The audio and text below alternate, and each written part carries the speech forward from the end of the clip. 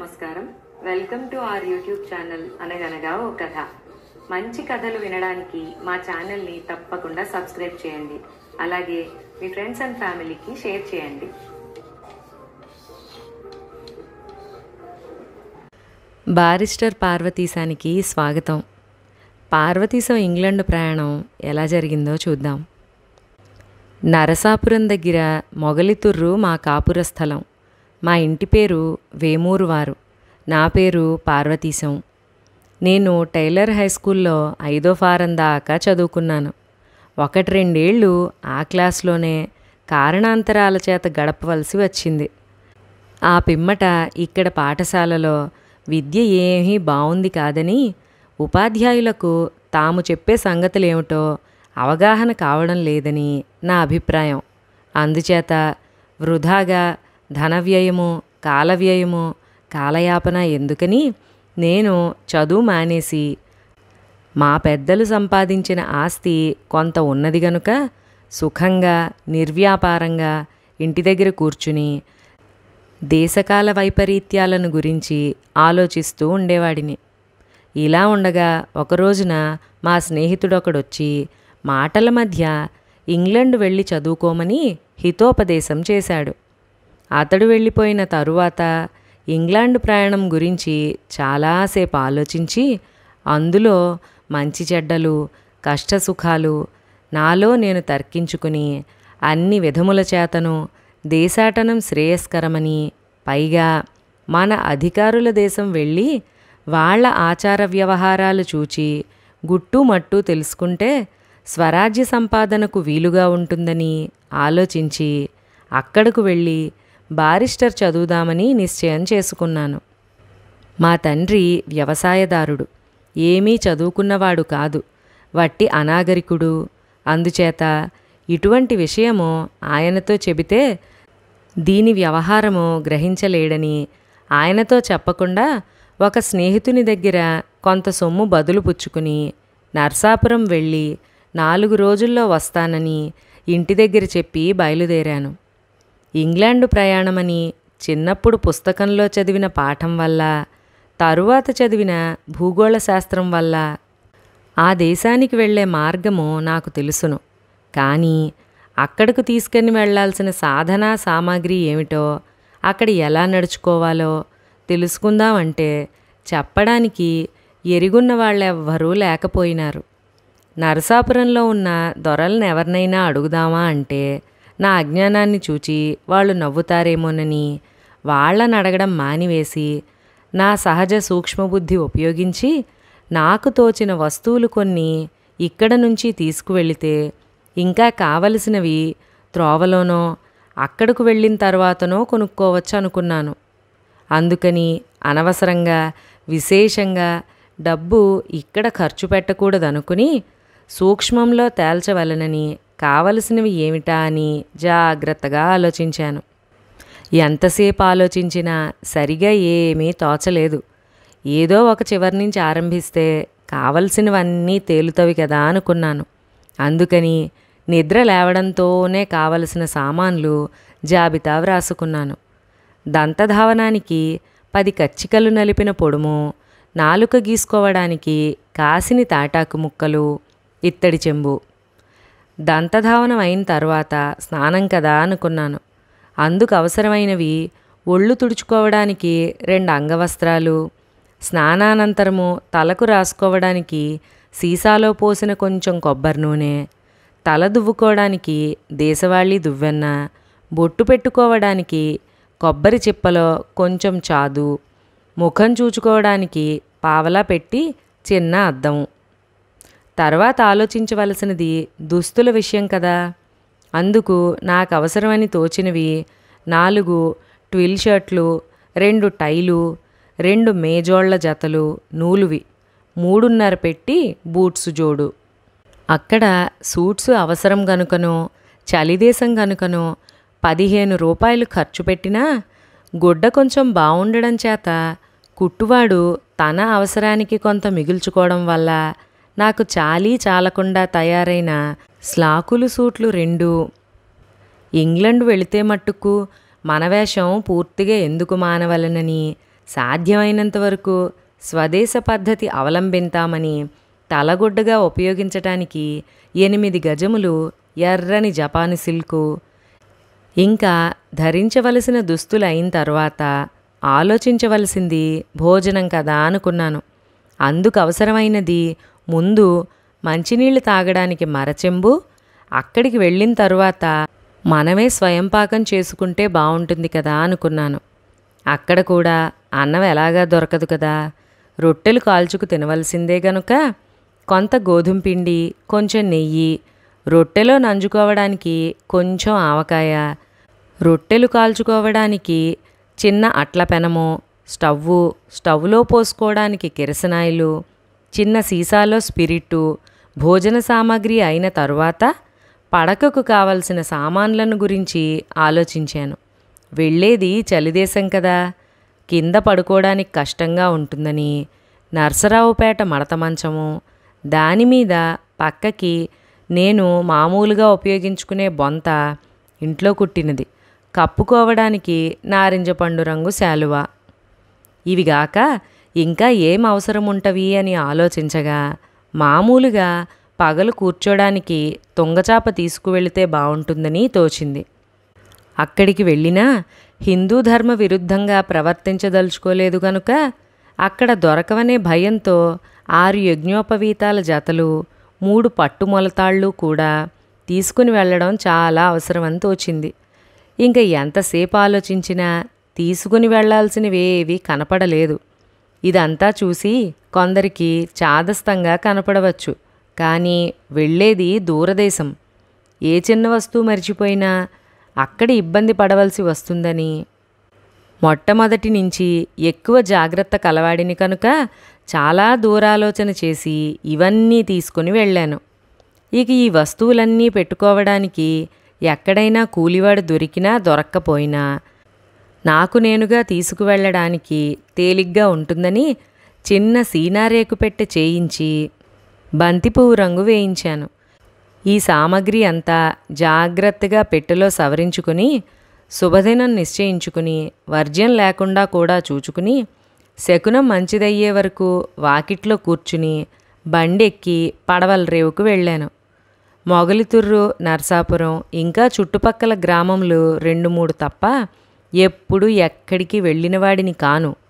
ఇంతకాలం నర్సాపురంలో ఉన్నా ఎప్పుడూ పడవలైనా ఎక్కవలసిన అవసరం లేకపోయింది.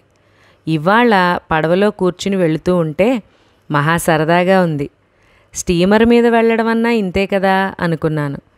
రాత్రి దారిలో మినపరొట్టె, సాతాళించిన శనగలు కొనుక్కు తింటూ ఇంగ్లండ్లో మినపరొట్టు ఉంటుందా ఉండదా అని ఆలోచిస్తూ ఇంగ్లండ్ నుంచి తిరిగి వచ్చిన తరువాత ఏ విధంగా దేశోపకారం చేద్దామా అనుకుంటూ నిద్రపోయాను.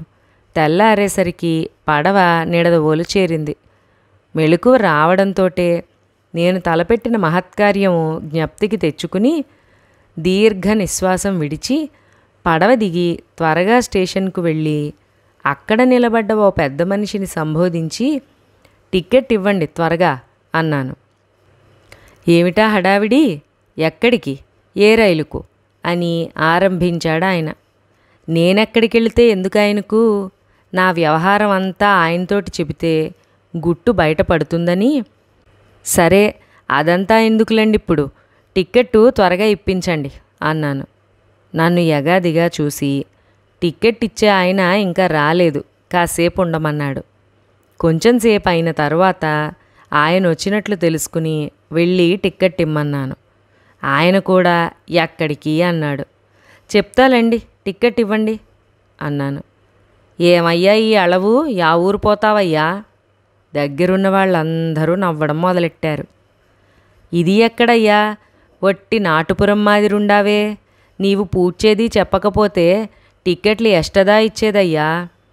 పోయా, బుద్ధి లేదు వలే ఉంది, వాళ్ళంతా కాచుకున్నారు అని కేకలు వేశాడు. దగ్గర ఉన్న వాళ్ళందరూ నన్ను మందలించారు. ఈ రైలు చాలా దూరం వెళ్తుందండి, చాలా చోట్ల ఆగుతుంది, అందుచేత ఏ ఊరు మీరెళ్లాలో చెబితే ఆ ఊరికే టిక్కెట్ ఇస్తారు అని ఓ పెద్ద మనిషి నిమ్మళంగా హితోపదేశం చేశాడు. ఆయన చెప్పిన మాటలు సబబుగానే ఉన్నట్లుగా నాకు తోచింది.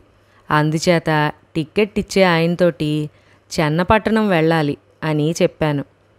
అలా అనేసరికి కళ్ళు ఎర్ర చేసి, ఎన్నయ్యా ఇది, ఈ పొద్దెక్కడొచ్చావయ్యా, వట్టి జంతువల్లే ఉండావే, పో అయ్యా, జల్దీ పో అయ్యా, వాళ్ళంతా కాసుకున్నారు, పొమ్మంటే ఏందయ్యా అట్లా మూతి పెట్టి చూస్తావు, పట్నం బండి సాయంకాలం వరకు రాదయ్యా, అప్పుడు దాకా ఎక్కడైనా పండుకొని తూంగయ్యా అన్నాడు. నా దగ్గర వాళ్ళంతా నన్ను అవతలికి తోసేశారు. పోనీ కొంచెం సమ్మర్దం తగ్గిన తర్వాత మళ్ళీ వద్దామని వెళ్ళాను. రైలు కాబోలు గంట కొట్టారు. అప్పుడు మళ్ళీ, పట్నం బండి ఎప్పుడొస్తుందండి అన్నాను. సాయంకాలం అన్నాడు ఆయన. అలాగా, సాయంత్రం దాకా ఉండాలా, నాకు తొందర పని ఉందే. అప్పుడు నా ముఖం కేసి చూసి, ఓ తిరిగి వస్తివా, తొందర పని ఉంటే నడిచిపో అని కిటికీ తలుపేసుకు చక్కా పోయాడు మాస్టారు. నా మీద కోపం చేత ఇలా అంటున్నాడేమోనని ఈసారి నెమ్మదిగా అడిగి నిజం తెలుసుకుందామని ముందుకెళ్ళి ఎదురుగా నిలబడి మాట్లాడదామని నోరు తెరిచేసరికి ఆయనే, వస్తివా, పట్నం బండి ఎప్పుడొచ్చేది తెలుసుకునేదానికి వస్తివా, ఓసారి చెప్తే నీకు బుద్ధి లేదు అంటూ ఆరంభించాడు. అసలే అరవ్వాళ్ళంటే నాకు కోపం. అందులోనూ ఆయన ముఖం స్ఫోటకం మచ్చలతోటి నల్లగా మరీ అసహ్యంగా ఉంది. నేను ఊరికే నాకు తెలియని విషయం నెమ్మదిగా అడుగుతూ ఉంటే ఆయన అంత మర్యాద తెలియకుండా మాట్లాడతాడేమని నాకు కోపం వచ్చింది. నేను ఇంగ్లాండ్ వెడుతున్నాను, జాగ్రత్త అని చెబుదాం అనుకున్నాను. కానీ ఆయనను ఇంతకంటే ఏడిపిస్తే బాగుండదని అనిపించింది. అందుకని, అబ్బే, నేను ఈ రైలు సంగతి అడగడానికి రాలేదండి, మిమ్మల్ని చూస్తే ఏం జ్ఞాపకం వస్తుందో చెప్పడానికి వచ్చానండి అన్నాను. ఏం జ్ఞాపకం వస్తున్నది? మీ మొహం చూస్తే ఉలి ఆడిన తిరగట్రాయి, మీ తలకాయ చూస్తే సున్నపిడత జ్ఞాపకం వస్తున్నాయి అన్నాను. అక్కడున్న నౌకర్లు ఏకంగా ఫక్కున నవ్వారు. ఆయన కుడుకు మొత్తన వచ్చి నన్ను కొట్టడానికి వచ్చాడు. నేను పారిపోయాను. అక్కడి నుంచి తిన్నగా దగ్గరగా ఉన్న హోటల్కి వెళ్ళి భోజనం చేసి కాసేపు పడుకున్నాను. లేచి ఒకసారి బజార్ చూసొద్దామని వెళ్ళాను. అక్కడ అటు ఇటు తిరుగుతూ ఉండగా అవసరమైన వస్తువులు 2 మర్చిపోయినట్లుగా జ్ఞాపకం వచ్చింది. అవేంటంటే, గదికి తాళం వేసుకోవడానికి చిన్న ఇత్తడి తాళము, స్నానానంతరము బట్టలు ఆరవేసుకోవడానికి కొబ్బరిపీచు చేంతాడు, బట్టలు తగిలించుకోవడానికి 4 పెద్ద మేకులు. ఈ 3 వస్తువులు కొనుక్కుని మళ్ళీ బసకు చేరుకుని సాయంకాలం కాగానే పెందలాడే భోజనం చేసి స్టేషన్కు వచ్చాను. టిక్కెట్ల వేళ అయింది. నేను మళ్ళీ చెన్నపట్నానికి టిక్కెట్టు పుచ్చుకున్నాను. యువతలకు వచ్చేటప్పటికి ఒక రైలు వచ్చింది. అక్కడ నౌకరుంటే అతన్ని, ఈ రైలు ఎక్కవచ్చునా అన్నాను. మీరే ఊరు వెడతారు అన్నాడు వాడు. నీకెందుకు ఆ ప్రశంస అని చక్కపోయాను. అక్కడొక పెద్ద మనిషి ఉంటే ఆయన్ని అడిగాను, ఈ రైలు ఎక్కవచ్చునా అని. ఆయన అదే ప్రశ్న వేశాడు, మీరు ఏ ఊరికి వెళ్ళుతారని. నాకు ఒళ్ళు మండి మాట్లాడకుండా తిన్నగా స్టేషన్ మాస్టర్ గారి దగ్గరికి వెళ్ళి ఆయన్ని అడిగాను. ఆయన కూడా ఎక్కడికి వెళ్ళాలన్నారు. టిక్కెట్ ఇవ్వడానికంటే ఊరు పేరు చెప్తే కానీ ఇవ్వడానికి వీల్లేదంటే చెప్పాను. టిక్కెట్ కొన్న తర్వాత కూడా వీళ్ళకి పరీక్షలన్నీ ఎందుకు, వీళ్ళ రోగం కుదురుద్దామని రాజమహేంద్రవరానికి అన్నాను. అయితే ఎక్కవచ్చును అన్నాడు. ఎక్కాను. రైలు కదలబోతూ ఉన్నది. స్టేషన్ మాస్టరు అక్కడే ఉన్నాడు. రైలు కదిలింది. ఆయన్ని పిలిచి, ఏమండోయ్, మీకు తగిన శాస్తి చేశాలండి, నేను రాజమహేంద్రవరం వెళ్ళడం లేదు, చెన్నపట్నం వెడుతున్నాను అని నవ్వుతూ చెప్పాను. ఆయన ఆ పళంగా ఈల వేసి రైలు ఆపి నన్ను దిగమన్నాడు. నేను దిగనన్నాను. త్వరగా దిగవయ్యా, ఆలస్యం అవుతున్నది. నేనెందుకు దిగాలి? ఈ రైలు చెన్నపట్నం వెళ్ళదు, వేరే వస్తుంది. ఒట్టి ఫూల్లాగా ఉన్నావు, దిగు. ఫూల్ గీలని మాటలు మిగలకండి, నేను దిగను అంటే రైల్లో వాళ్ళంతా నవ్వడం మొదలెట్టారు. ఇంతలోకే గార్డు వచ్చాడు. నన్ను బలవంతంగా దించాడు. రైలు వెళ్ళిపోయింది. నా కళ్ళ వెంబడి నీళ్ళొచ్చాయి. స్టేషన్ మాస్టరు కొంచెం జాలేసి పట్నం బండి ఇంకొక పావుగంటలో వస్తుందని ధైర్యం చెప్పాడు. కొంచెం ఇంచుమించులో ఆయన చెప్పినట్టుగానే రైలు వచ్చింది. ఆగడంతో ఎదురుగుండా ఉన్న పెట్టెలోకి నా సామాను నెత్తిన పెట్టుకుని ఎక్కబోయాను. ఒక మెట్టు ఎక్కి రెండవ మెట్టు మీద కాలు వెయ్యబోతూ ఉంటే వెనక నుంచి ఎవరో తోశారు. ఆ అదురుకు నా నెత్తిమీదున్న సామాను నా వెనకవాడి ఉన్న నెత్తిమీద పడి అక్కడైనా ఆగకుండా కింద ఎవళ్ల కాళ్ల మీదో దభీమని పడ్డది. నేను సామాను కోసం వెనక్కి తిరిగి చూశాను. ఆ పళంగా చెయ్యి జారి నా వెనకవాడి మీద నేను, నా వెనకవాడు, నా సహితంగా వాడి వెనక వాళ్ల మీద విరుచుకు పడ్డాం. మేం కింద పడ్డామని జాలిపడ్డానికి బదులుగా మమ్మల్ని తిట్టడం మొదలెట్టారు. కొందరు మా మీద నుంచి నడిచిపోయి రైలెక్కారు. నేను లేచి నిమ్మళంగా సామాను సర్దుకుని ఎక్కడెక్కడ దెబ్బలు తగిలినవో సావకాశంగా రైలెక్కిన తర్వాత చూసుకోవచ్చునని ముందు రైలెక్కాను. రైలెక్కి సామాను పైన పెట్టుకుంటున్నాను. హఠాత్తుగా రైలు కదిలింది. నా వెనక బల్ల మీద కూర్చున్న ఆడమనిషి ఒళ్ళో పడ్డాను. ఆవిడ 4 ఆశీర్వచనాలతోటి ముందుకు గెంటింది. నా ఎదుటి బల్ల మీద సుఖంగా చుట్ట కాల్చుకుంటూ అరమోడ్పు కన్నులతో ఆనందపరవశుడై ఉన్న కాపు మీద పడ్డాను. ఆ చుట్ట నా బుగ్గకు తగిలి చురుక్కుమన్నది. నేను మొర్రో అన్నాను. ఆనంద సమాధిలో నుంచి కొంచెం మెలకు తెచ్చుకుని అతను ఆనందం ఎంత బరువెక్కిందేమా అని చూశాడు కాబోలు. కెవ్వుమని కేకేసి ఏ పామో మీద పడితే తోసివేసినట్టు నన్ను తోసివేశాడు. ఎదుట ఉన్న చంటి పిల్లలపైన పడబోయి ఆ పిల్ల నలిగిపోతుందేమోనన్న భయంతో ఎలాగోలా తప్పించుకుని ఆ పిల్ల తల్లి మీద పడ్డాను. మళ్ళీ ఆవిడ తోసేయబోతుంటే గట్టిగా ఆవిడ మెడ పట్టుకున్నాను. రైల్లో వాళ్ళంతా కడుపు చెక్కలయ్యేట్లుగా నవ్వడం ఆరంభించారు. ఆ అమ్మాయి పెనిమిటి పక్కనే ఉన్నాడు. ఉగ్రుడై లేచి నన్ను తన భార్యని ఎవళ్ళకి వాళ్ళని ప్రత్యేకంగా విడదీసి నన్ను తిట్టడం మొదలెట్టాడు. నా తప్పేమీ లేదని, అతని భార్య అన్న సంగతి నాకు తెలియదని, ఇంకెప్పుడు చెయ్యనని గజగజ వణుకుతూ చేతులు జోడించి క్షమాపణ చెప్పాను. తక్కిన వాళ్ళంతా కూడా నన్ను చూసి జాలిపడి నేను కౌగిలించుకున్న అమ్మాయి భర్తను మందలించి నా తప్పేమీ లేదని, పొరపాటున కౌగిలించుకున్నానని, పొరపాటు ఎవళ్ళకైనా వస్తుందని, ఇవాళ ఈయనయ్యాడు రేపు ఇంకొకళ్ళు కౌగిలించుకోవచ్చు అంటే పొరపాటునని, ఈ మాత్రం దానికి ఆయన కోప్పడవలసిన పని లేదని ఇత్యాది కోపోపశమన వాక్యాలతో ఆ పెద్ద మనిషిని శాంతింపజేశారు. ఇంకా నేను నిలబడే ఉంటే ఎవళ్ళని కౌగిలించుకుంటానో అని భయపడి నాకు కూచోడానికి కొంచెం స్థలం ఇచ్చారు. పైబల్ల మీద పెట్టి దానిమీద మడత మంచము చాపా పెట్టి ఇవన్నీ కలిపి పైన ఒక గొలుసు కనబడితే దానికి వీట్లకి సాయంత్రం కొన్న చేంతాడు వేసి లాగి బిగించి కట్టాను. ఇంక సామాన్లకి పర్వాలేదు కదా అని సుఖంగా కూర్చున్నాను. ఇంతట్లోకే ఎందుకో రైలు ఆగింది. అంతా తొంగి చూశారు. ఇంకొక క్షణానికి గార్డులు 2 మా పెట్టెలోకొచ్చి గొలుసెవరు లాగారు అన్నారు. ఎవ్వరూ మాట్లాడలేదు. పైకి చూశారు. నా సామాను కేసు చూపించి ఈ సామాను ఎవరిది అన్నారు. మళ్ళీ ఏం పుట్టి మునిగిందోనని హడిలిపోతూ నాదేను అన్నాను. ఎందుకలా గొలుసుకు కట్టావు? సామాను రైలు కుదుపుకు కింద పడిపోకుండా కట్టాను, జాగ్రత్తగా ఉంటుందని. పెట్టెలో వాళ్ళంతా ఊరికే నవ్వడం ఆరంభించారు. గార్డు 50 రూపాయలు జరిమానా ఇవ్వమన్నాడు. నా దగ్గరేమీ లేదు, ఇచ్చుకోలేను, క్షమించమని ప్రాధేయపడ్డాను. ఆఖరుకు ఎలాగైతేనేమి నా సామానుని గొలుసుని విప్పివేయమని వాళ్ళు చక్కాపోయారు. వాళ్ళు వెళ్ళిన తర్వాత నా అపరాధం ఏమిటని పక్కనున్న వాళ్ళని అడిగి తెలుసుకున్నాను. అక్కడ గొలుసు కాస్త లాగితే రైలు అలా ఆగుతుందా అనుకున్నాను. ఇంక కాసేపటికి రైలు మళ్ళీ ఆగింది.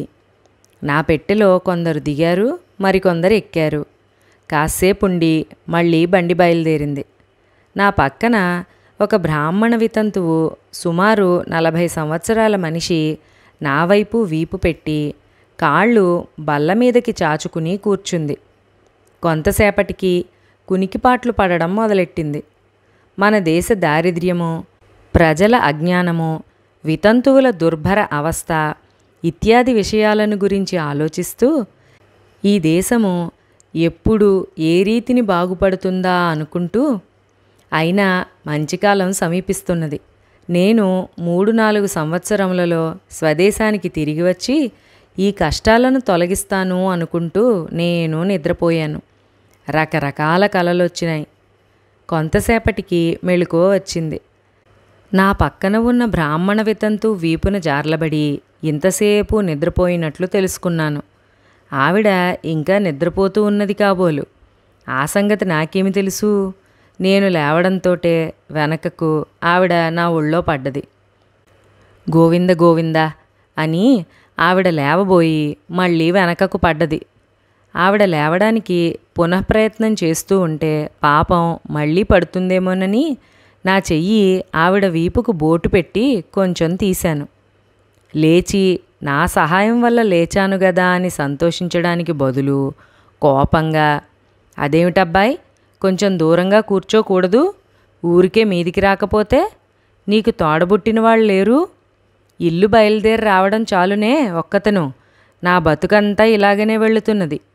దారిలో ఎరుగున్న వాళ్ళెవరైనా కనబడకపోతారా అని నేటికి తెగించి తిరుపతి వెడదామని బయలుదేరినందుకు ఈ అవస్థలన్నీ పడవలసి వచ్చింది. ఆ మహారాజుంటే ఇంత అవస్థ లేకపోయేది కదా. చచ్చి స్వర్గానున్నారు. రాత్రిళ్ళు ఎప్పుడు రైలులో ప్రయాణం చేసినా, ఒసేవ్, నీకు మేలుకుంటే జబ్బు చేస్తుంది, ఎలాగో కాస్త సందు చేసుకుని నడ్డి వాల్చమనేవారు అని ఒక మాటు కళ్ళు అద్దుకుని ఒక మాటు ముక్కు తుడుచుకుని మళ్ళీ ఆవిడ కునికిపాట్లు పడ్డం మొదలెట్టింది. నేను లఘుశంకకు వెళ్ళవలసి వచ్చింది.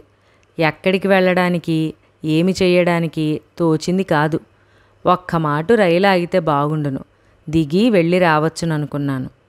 గొలుసు లాగుదామా అనుకుని 50 రూపాయల జరిమానా మాట జ్ఞాపకం వచ్చి తిన్నగా కిటికీ దగ్గరికి వెళ్ళి రైలు ఒక్క మాట ఆపమని గార్డుగారిని కేక వేశాను. నా కేక ఎవ్వళ్ళకి వినపడలేదు. కడుపు ఉబ్బుకొస్తోంది. ఏమీ తోచింది కాదు. అక్కడ కూర్చున్న పెద్ద మనిషిని ఒక ఆయన పలకరించి నా అవస్థ చెప్పి, ఇలా కేక వేశాను, ఎవ్వళ్ళు పలకలేదు, ఎలాగూ అని అడిగాను. ఆయన నవ్వి, అబ్బాయి, వట్టి వెర్రివాడివలే ఉన్నావే, మనకు కావలసిన చోటల్లా రైలు ఆపరు. ఇక్కడే గది ఉంది. 1కి వెళ్ళవలసి వచ్చినా 2కి వెళ్ళవలసి వచ్చినా ఆ గదిలోనికి వెళ్ళవచ్చునని చెప్పి ఆ గది చూపించారు. వెళ్ళి వచ్చి కూర్చుని కాసేపు కునికిపాట్లు పడేసరికి తెల్లవారింది. చక్కగా రైలు ప్రతి స్టేషన్లోనూ ఆగడము, ఎక్కే జనానికి దిగే జనానికి తగిన సౌకర్యం, రైలులో కూర్చున్న వాళ్ళు మళ్ళీ దిగనక్కర్లేకుండా అందులోనే పాయఖానా, ప్రతి స్టేషన్లోనూ జనానికి అత్యవసరమైన పదార్థాలన్నీ అమ్మరావడము, అన్ని ఏర్పాట్లు బహుబాగున్నవనుకున్నాను. అందుకనే ఇంగ్లీషు వాళ్ళు అంత గొప్పవాళ్ళు అయినారనిపించింది. ఇలా ఉండగా ఉదయం 9 గంటలు అయ్యేసరికి బేసిన్ బ్రిడ్జ్ అనే స్టేషన్ వచ్చింది. నేను స్టేషన్లో దిగే జనాన్ని చూస్తూ నిలబడ్డాను. ఒక ఆయన నల్లదొర నా దగ్గరికొచ్చి టిక్కెట్టు ఇమ్మన్నాడు. ఇచ్చాను. చూచి మాట్లాడకుండా జేబులో వేసుకున్నాడు. ఇదేమిట్రా టిక్కెట్టు తీసుకుపోతున్నాడు? ఏమన్నా గట్టిగా అడగడానికైనా నల్లగా ఉన్నా దొర కూడాను. నా సంగతేమి కాను? ఎలాగని హడలిపోయి వాడి వెంబడబడ్డాను. నా టిక్కెట్టు నాకిమ్మనమని ప్రాధేయపడ్డాను. వాడు నన్ను కోపంతో పొమ్మన్నాడు. వాడు పొమ్మన్నంత మాత్రాన ఎంత అభిమానంగా ఉన్నా కూడా ఎలా పోను? టిక్కెట్టు వాడి చేతిలో చిక్కుబడిపోయింది. అందుకని అభిమానం చంపుకుని వాడిని వెంబడించాను. ఆఖరుకు రైలు కదిలే వేళయింది. ఇంకొక 4-5 నల్లదొరలు చేరారు. దయచేసి నా టిక్కెట్ నాకు ఇప్పించండి అన్నాను. Get away man, you seem to be a fool అన్నాడు. అయ్యా, నా టిక్కెట్ ఇప్పించి మీరెన్ని తిట్టినా పడతాను. నా టిక్కెట్ ఇవ్వరు, పైగా తిడతారేమండి అన్నాను ఒళ్ళు మండి. రైలు కూసింది. Get in man, you have no bloody fear, nobody will ask you అని నన్ను రైల్లోకి తోశాడు. రైలు కదిలింది. ఏమి చెయ్యడానికి గత్యంతరం తోచలేదు. స్టేషన్లో ఆ దొరలంతా కడుపు పట్టుకుని నవ్వుకుంటున్నారు. నేను దిగుదామని ప్రయత్నం చేశాను. నా పక్కనున్నాయన నన్ను ఆపి ఏమిటి సంగతి అని అడిగాడు. ఆయనతోటి చెప్పాను ఇలా టిక్కెట్ తీసుకుపోయి ఇవ్వలేదని. అప్పుడు ఆయన నవ్వి, వచ్చే స్టేషనే చెన్నపట్నము, అక్కడే అంతా దిగిపోవడం, అందుకని అక్కడైతే కంగారుగా ఉంటుందని టిక్కెట్లన్నీ ఇక్కడే వసూలు చేస్తారు అన్నాడు. నీకేం భయం లేదని అభయం ఇచ్చాడు. సరే, ఎటుపోయి ఎటొచ్చినా అందరి దగ్గర కూడా టిక్కెట్లు పుచ్చుకున్నారని చెప్పారు కనుక వారికి లేని భయం నాకెందుకని ధైర్యం తెచ్చుకుని కూర్చున్నాను. ఇంతలోనే చెన్నపట్నం చేరాము. పార్వతీశం ఇంగ్లండ్ ప్రయాణం మొదటి అంకం చెన్నపట్నం వరకు వచ్చిందండి. ఇక రెండవ అంకంలో చెన్నపట్నంలో జరిగిన సంగతులు వినడానికి సిద్ధంగా ఉండండి. ఈ వీడియోని లైక్ చేసి మీ స్కూల్ ఫ్రెండ్స్తో ఇంకా మీ ఫ్యామిలీతో కూడా తప్పకుండా షేర్ చేసుకోండి. అలాగే మొదటిసారి మన ఛానల్ని చూస్తున్న వాళ్ళు ఎవరైనా ఉంటే మంచి కథలు వినడం కోసం తప్పకుండా సబ్స్క్రైబ్ చేసుకోండి.